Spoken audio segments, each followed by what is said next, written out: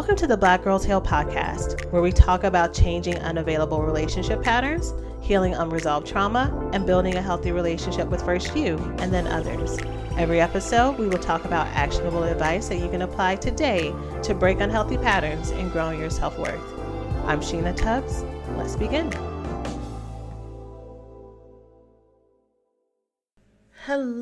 Hello, and welcome to the latest episode of Black Girls Heal. I am so happy to be coming before you again today. The beginning of this podcast episode, you might hear a little bit of a buzz in the background. I have my gardeners outside and they are having a great time. And I want to make sure that I get this episode out to you. So many things. Where do I start? I haven't had announcements in a while. And so guess what? We got an announcement today.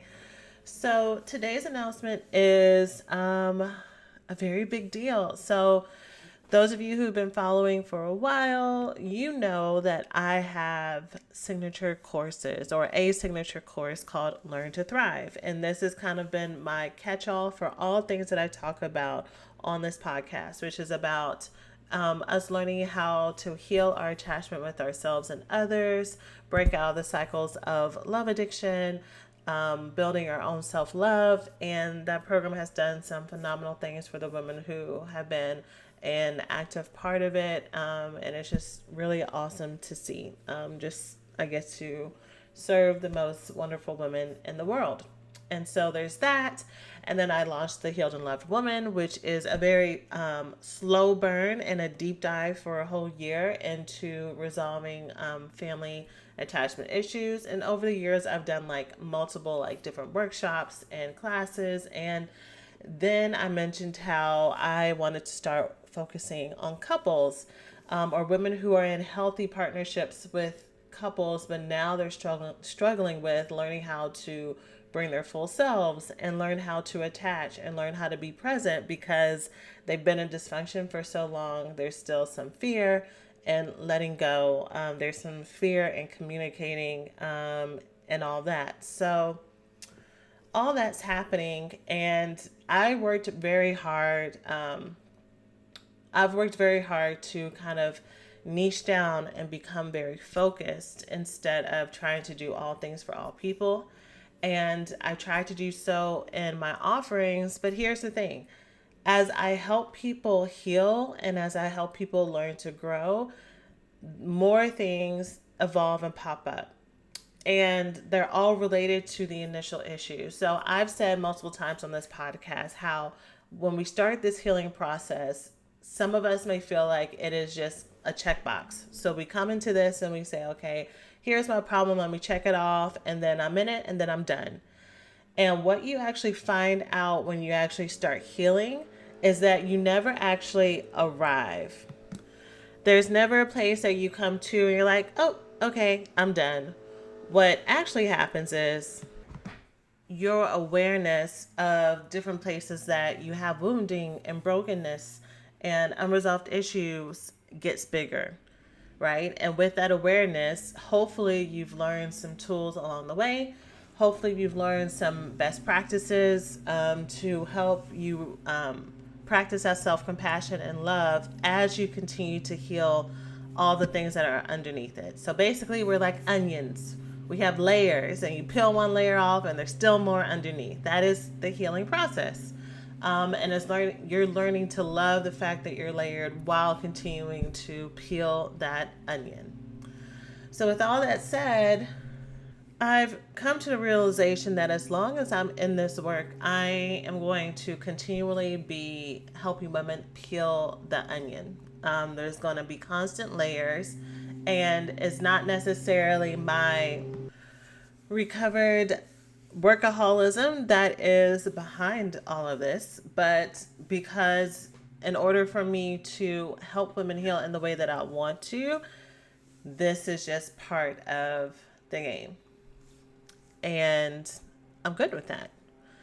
What I'm not good with is creating multiple offerings and courses, having women have to pay for every different product, every different new offering, especially because I literally created my original platforms and my original courses and the way that I approach my work when I coach women, because my experience with healing was that I was piecemealing things together, and I was constantly having to like research and find and put all this stuff and try to make my own, and it was very expensive and time intensive, and felt very repetitive at times. And I just had this desire where just tell me what to do. Just tell me what I need to do. Someone just make it clear, make it plain.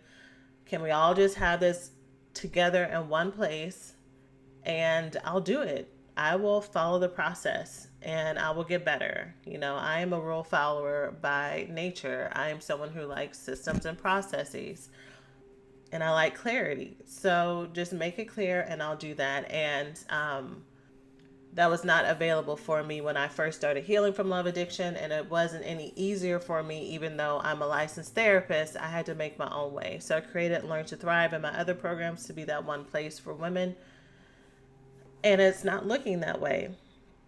So my solution to all this is that I am doing away with all of the individual courses. Actually, I'm not doing away with them. I'm actually combining everything together into one single platform, one single membership that I'm calling the Recovery School. And so that means that anyone who opts into this monthly membership will get exposed, will get access. Exposed is so the wrong word. You will get access to every single one of my materials, access to coaching, access to the incentives, access to the membership, everything immediately as soon as you become a member. And you'll also get access to all the ways and all the things that I will be adding to the recovery school in the future. So, some things that I have planned, of course, working through things with couples. If you see the title of this episode, we're going to be talking about sex today. And I'm going to tell you why in a moment. So, some materials around healthy sex. There is something called perinatal trauma, perinatal postnatal trauma, which basically means that the things that happen to us in our womb or when we're in our mother's womb implants seeds of trauma and wounding that affects us as adults. So, for example, if our mother was highly anxious or had a huge trauma while she was pregnant with us as fetuses in the womb, our nervous systems are working, and so we pick up on what is happening with our mothers, and it actually carries into us into life post birth unless it's resolved. And so I'll be having more episodes about that going on in the future, but then there will also be materials in the recovery school. And this might be some of the reason why some of us may feel very anxious, sad, or depressed, and we also don't know where we can connect this to. Why is it so hard for us to connect to ourselves when there may not be anything externally? Well, maybe we need to ask our mothers, or maybe we know what might have happened when they were pregnant with us. Of course, this is related to racial trauma and how that affects us. Wanting to have specific things just for that in the recovery school, because this is Black Girls Heal. And so talking specifically about how that affects us and Learn to Thrive. I actually recently had a post in our group because I've been wanting to add more resources, and it's been hard to figure out, okay, well, where does this go that doesn't feel hokey or tangential or not related to the curriculum that the women are following. And so this is that opportunity. So I'm very excited about this. Also, what I love about a membership is that people can register and unenroll as needed. So you're not locked into being a member for um, 8 to 9 months as far as monthly payments. If you do not want to do that or you feel like you don't need it, you can take what you need and leave the rest. So I'm so excited about this. It will be opening doors in February. At this point, everything has been shut down. So you can't take the master class, which talked about Learn to Thrive right now, because everything is being condensed into this membership platform. You can't become a member, obviously, of the Healed and Loved Woman because doors closed for that a while ago. But if you're interested in either of those two, they will be a part of the recovery school. So it's going to be so great. February is our birthday. So I consider February the birthday of Black Girls Heal because that's when the podcast launched. We actually started around Christmas. So, fun fact, my two favorite holidays are Christmas, number one, and um, and Valentine's Day. And for the longest time, I felt like I couldn't like Valentine's Day because you're not supposed to like Valentine's Day. You're supposed to feel like it's a made up holiday and, who cares about it? And real love doesn't matter what day it is. Love is spread all year, yada, yada, yada. But I love Valentine's Day. I love the hearts. I love the colors. I love gifting people with things to show that you care about them. Even when I was single, I felt like I had to hate Valentine's Day. There goes the codependence. But I had to hate Valentine's Day because it was giving me pressure to be in a relationship. When really I felt pressure to hate Valentine's Day. So the fact this is related to Black Girls Heal because Black Girls Heal actually, my first post, my first initiative, my first launch was 2.5 years ago, or 2 years and some change ago, on Christmas Day in 2017. And then this podcast relaunched on Valentine's Day of 2019. And so I have incorporated my love for those things here. And so on our birthday month, we will be opening doors for the recovery school for you to join as needed at different points throughout the year. So I'm very excited for y'all to have that option. Okay, so with all that said, let's get into our topic. So the title of this episode is Sex as an Attachment Issue. So I have not done a good service over the last year when it comes to talking about how we attach to ourselves and how we attach to others, especially when I talk about love addiction and love avoidance and love anorexia, because our sexuality is such an integral part of the equation. Our sexuality involves us. It is one of the most intense expressions of who we are, of being vulnerable, of being seen, of feeling like we have value to allow another person into our space, what we do in those moments, what we avoid in those moments, how we show up, how we hide, our rules around it, our lack of rules around it are all just immediate expressions of how we feel about ourselves and how we feel about the world and how we feel about others. And I haven't talked about it in this past year.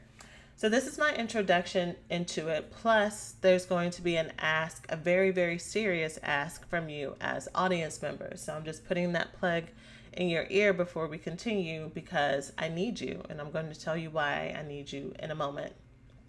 So my introduction into these areas is I just want to share with you 4 ways that I have seen sex and or sexual issues show up as attachment issues in the women that I've worked with, both in coaching and online and also in my personal practice, how I've seen it show up in my friend groups, how I've seen it show up even with myself. And these are all things that are so common that either, like a lot of things I've talked about on this podcast, women don't know that there are words for it.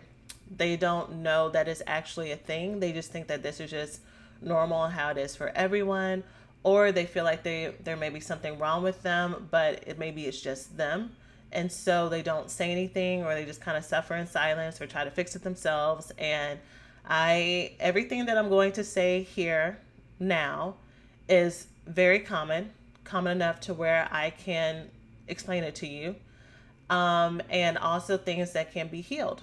And so it is up to you to decide your next steps. But sometimes just knowing that these things exist and don't have to be this way can be our first step out. So you know what to expect. The issues that I'm going to list are using sex in a way to get love, using sex to self medicate, um, losing the desire for sex once you're in a committed relationship with someone, especially if they are healthy, the shame and disconnection that happens with your body, and also, again, revisiting the belief or the experience that sex with unhealthy people for you is more enjoyable than sex with people who are healthy for you. I'm going to dig into all those things and why those are attachment issues right now. So, the first way that I have seen sex as an attachment issue is using sex to get love. And so, this is what I mean when I say me talking about love addiction. I've done a disservice to not mention sex and its role in this kind of play. So some of us, we self medicate with love, or the fantasy of love, by seeking relationships, staying attached to people who are toxic for us, losing our sense of self and self worth, and just crumbling. And that's what it looks like on the outside. And the way that sex can be a part of that is we use sex to get someone to stay. We mistake sex for being love. We This is for those of us who may lead in our relationships with our sexuality. And so here's the problem that we can run into, or people like me can run into when I talk about this, is that it can look like I am slut shaming. It can look like I'm saying that women cannot have agency over their bodies, that is bad to have one night stands or just be in it to have sex and get off, and that's what I'm commenting on. That's not what I'm commenting on at all. All of those things, all the things that I mentioned just now, are great and healthy if you are actively, intentionally choosing it from a place of inner strength and decision. It becomes unhealthy when you are using this as a way to forwardly connect with someone because you struggle with your own self-worth, and you struggle with your own self image, and you feel like your body is what you have to give on its own. That almost as if you might struggle with feeling empty underneath. And if you can get someone to want you and desire you sexually, then that is ultimate. And then from there, you just kind of go along with what he or she may want from you after that. You kind of just work into and fit the mold of what they want. That is unhealthy, because you have no agency, you have no identity, because you're forming your identity on who that person wants you to be, or who you think they want you to be.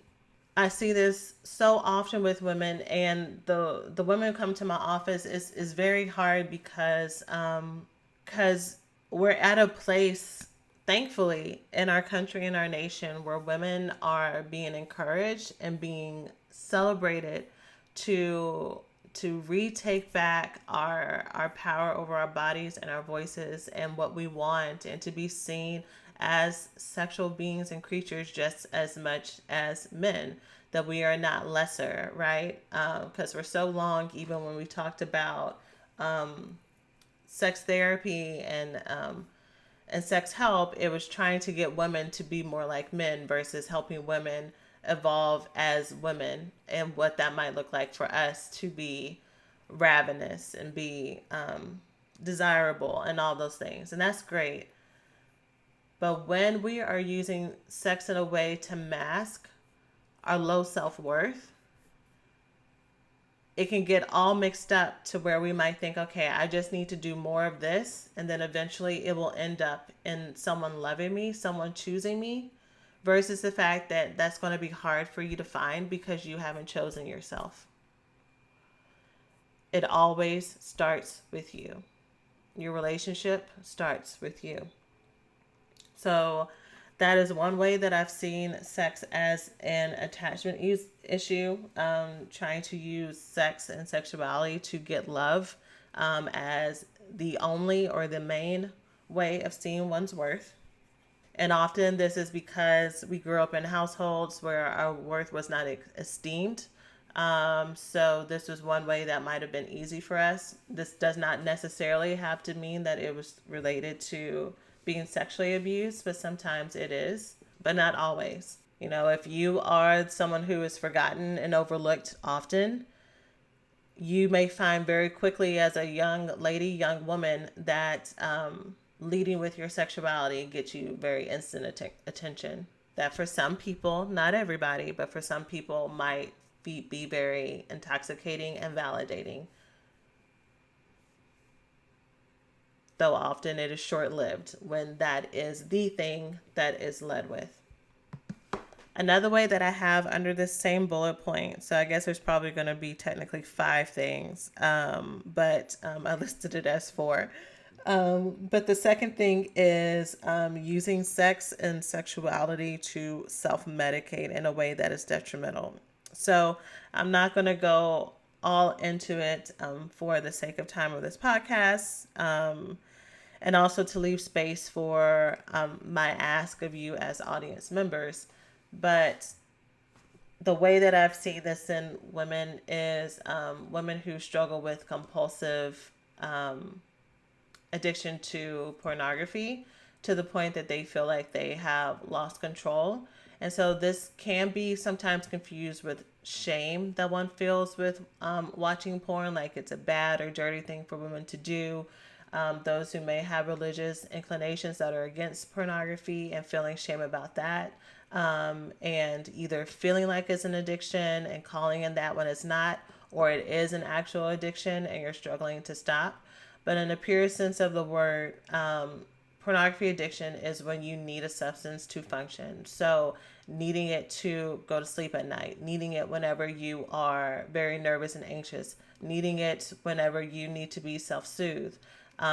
Spending money on platforms and things even when you don't want to, sneaking to watch it at work even when you may not want to do that. Again, it's doing things that you do not want. That is the key. Whenever you are doing things that you do not want to do, and when you are struggling to do the things that you do want to do, that is for whatever thing, whether it's food, gambling, shopping, work, whatever it is, that is an area for you to look at. And just for this episode, we are talking about sex. Related to compulsivity and using that as an attachment issue, because again, our self-medication comes from a place because we do not know how to soothe ourselves. So we look for things outside of us to help us. And whenever our wound is so deep, whenever the pain is so deep, sometimes the things that we are trying to use on the outside, they feel like not enough. And so we continue to need more and more and more to try to get the same relief that we had at first. And it never really happens. So pornography. Then I've had women who've struggled with compulsive masturbation to the point where they have felt like they have that they have actually hurt themselves. It has damaged their sex life. Anytime, and let me say here, in case I have some sex therapists listening right now, if you are at a place where you are hurting yourself, I strongly, strongly, strongly, strongly encourage you to not have this be your only method of support. Even though I've made it very clear that I want every person to be a part of our platform and our materials, I love the fact that you listen. I want you, if you are in pain or hurting yourself, to seek medical attention, which is not just your gynecologist or your doctor. It also includes a registered trained sex therapist. It could also include a pelvic floor physical therapist where their entire focus is on the pelvic region. But get support and help. You do not need to suffer. But same thing as the other things that I've talked about, using masturbation in a way to self-medicate to the point to where it is no longer enjoyable to you. You struggle to orgasm. When you do orgasm, it is flat, and again, to the point where maybe you may hurt yourself. And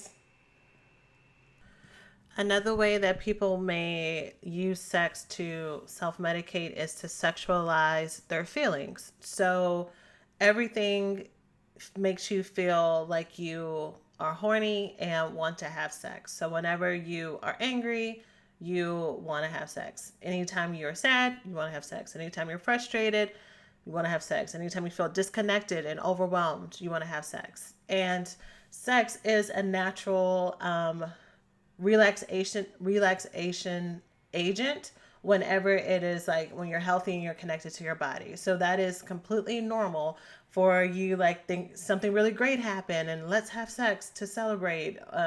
That is a normal process. The problem with that I'm talking about is when sex is your go-to for all of your emotions because you don't know how to be in touch with your emotions yourself. So anytime there might be a hint of pain or a hint of frustration or a hint of disappointment, immediately you feel horny. And oftentimes you don't even realize that that is the case, that you're sexualizing your feelings, until you start to try to get in touch with your emotions and find that is hard, that is stunted, that is painful, and that sex has become your only expression. So it's when it's your only expression is when it's the issue, not when it is a expression. I just want to be very clear, because there's a fine line in addressing when sex has become a problem for us and shaming you for your sexuality, or slut shaming, and that is not what I want to do, and that's not what I want to communicate. But I do want to be able to help those of us who are finding that there are problems in this area have words for it. Another way that I have seen sex show up as an attachment issue is struggling to connect with partners and to have attachment.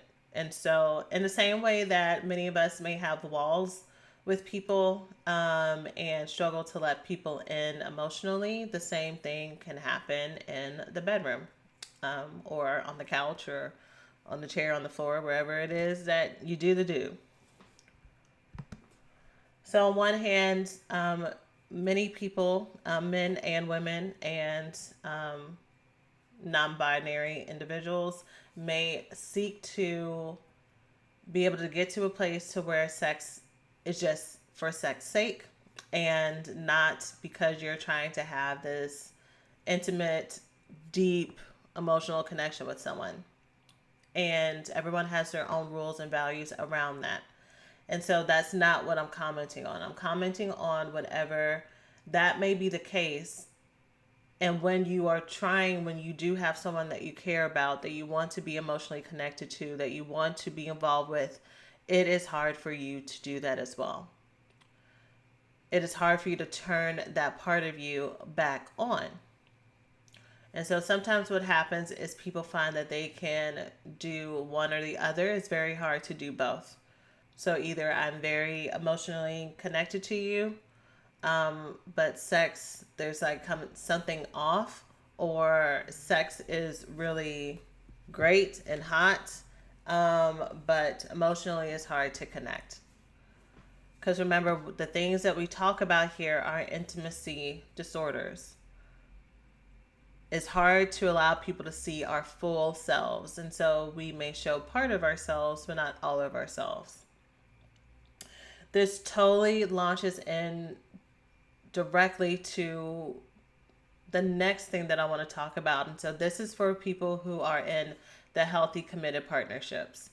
And this is what has prompted my ask. So I'm going to tell you what my ask is a little bit early. I'm going to repeat it at the end. But first, let me tell you what this is connected to. It is very common for women who are in healthy, committed partnerships, newly at the beginning, that you can start off having really, really great sex, but as you have gotten closer to commitment and vulnerability, then your interest in sex has decreased or gone away.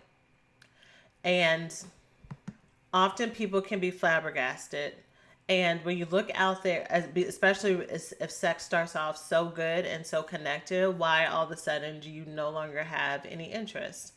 And most of the materials that are out there talk more to people who have been in relationships for a long period of time. So kind of like, and the idea being, well, when you add kids and when you add work life stress and when you've known each other for a long time, things just kind of get boring. And that's not necessarily the case. That leaves out a whole group of people who have this issue when they are still newly dating, newly engaged, newly married, and it happens, and it can be very confusing as to why. And the reason why this happens sometimes, not all the time, but sometimes, often, and the women that I work with is I laugh because I always feel like I have to give disclaimers. It's the therapist in me. I struggle sometimes to say this is exactly what is happening because you have to leave it open for possibility. You have to leave it open to learn. Often what the case is it's the commitment and the ask for being vulnerable that is the most scary to the person, either consciously or subconsciously. Sometimes there is sexual trauma behind it. Sometimes it is because you do not know how to be in touch with your sexuality and what you need. Maybe for the most part, you've gone along with what has worked for other partners. Maybe you struggle with asking for what you need and being in touch with that part of yourself and seeing yourself as a full sexual being. And so now that you're getting closer to someone, the masks are coming off and you have to step into expressing that. That is very scary. You don't know where to start. And as a result, your body is shutting down in protection. Your body is afraid of being rejected, of being hurt. This is now starting to be seen as a threat because of what may be asked of you as far as this attachment and intimacy and connection. And so that's why even couples who are newly together and who deeply love each other, now the sex has, on your part, can't really speak to your partner, but on your part, it is not as enjoyable, or you may have lost interest, or you may be afraid of it, or you may have a lot of anxiety because it's connected to a deeper trauma. So there's two more ways that I want to share how sex as an attachment issue show up. But before I do that, I'm going to tell you what my ask is. I want to share more about these topics here on the podcast for those who feel like it relates. And I need to know what resonates with you the most. And so my ask is that you complete a confidential survey that you can find by going to blackgirlsheal.org/sex survey. The link is going to be in the show notes, but also I'm telling it to you here verbally. I'll also have a link in our Instagram profile in our bio for you to complete. But I really need and would like to know. No, I need to know what is resonating with you the most. You don't have to go into a whole lot of detail. You can absolutely go into a whole lot of detail if you wish. But I would love to talk more about these topics to help you heal. And then, of course, I would love to actually create materials for you in the recovery school for those of you who choose to become members to actually walk you through this process and help you do this healing process on your own or with the help of a therapist. or while you're looking to find a therapist, because that's also another reason why a lot of students work with me, because they're struggling to find someone who they feel like is a good fit. I want that for you. So blackgirlsheal.org/sex survey. And here are the last two. Related to what I just said, whenever sex as an attachment issue can show up as shame and disconnection to your body. So that struggle to see yourself as a sexual being, that it may be seen as dirty or wrong. This is especially present, obviously, with those of us who may have had some sexual abuse and trauma. It is also very common with those of us who have had spiritual abuse and trauma, or hyper religious backgrounds, or maybe normal religious backgrounds. I'm thinking specifically of Christianity, and also of Muslim tradition and Islam in some cases, because these two religions are typically very patriarchal, or is shame based in the aspect of sex is only to be seen and enjoyed and talked about or mentioned in the context of marriage only. And so up until that point, it all needs to be on lockdown. If you talk about it, if you masturbate, if you fantasize, if you do anything, it's a sin, and you should just wait until you get married. And if that is your belief and value, wonderful. Again, whatever you choose is fine. The problem is the messages that you may need to adopt along the way sometimes in order to uphold that tradition. And that fear of sex and sexuality does not magically go away on your wedding night. It is not easy to magically unlock all of the ways that you've shut down your body and the way that your body works sexually, just because it is now your honeymoon. And it's a really big surprise for a lot of people, especially if they know that they are very sexually attracted to their wife or their husband, and they've been waiting for this time. And then when it comes down to it, it's not what they expected it to be. So there's that. And then, like I already mentioned, learning how to claim what you want in your body, knowing what feels good to you, being able to ask for it, being able to withstand it. Some of us know what we want, but even getting that act, or getting that attention to our body, or to ourselves, or someone looking at us and desiring us, is very, very scary. Is very unsettling to be seen. Is very unsettling to be taken care of. That's why many of us who are codependent, it is safer for us to focus on someone else versus on our own needs. And someone is all about me, and are you sure I can't do anything for you? Okay, let's do you now. That's enough of me. Let's do you. All of that is a trauma response. Related to the shame and disconnection from your body, some of us may struggle with having any desire for sexuality, or sex at all.